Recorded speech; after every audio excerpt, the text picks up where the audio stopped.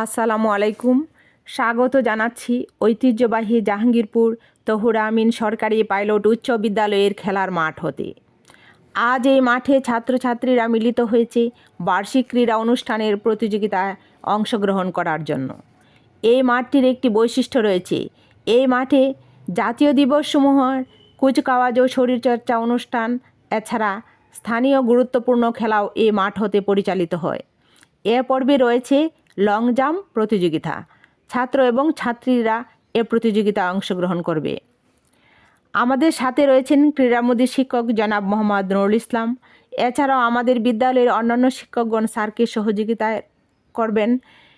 ক্রীড়া শক্তি, ক্রীড়া বল, খেলাধুলার প্রয়োজনীয়তা অপরিহার্য। ইন্টারনেট যুগে খেলাধুলার কোনোই বিকল্প নেই। খেলাধুলা করলে শিক্ষার্থীদের স্বাস্থ্য এবং মন ভালো থাকে। সুস্থ দেহে সুস্থ মন, খেলাধুলা অপরিহার্য।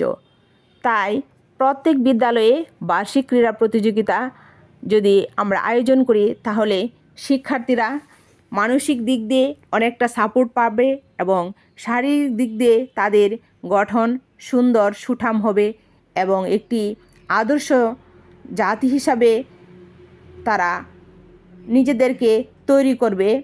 সবাইকে অসংখ্য ধন্যবাদ। সবাই ভালো থাকবেন।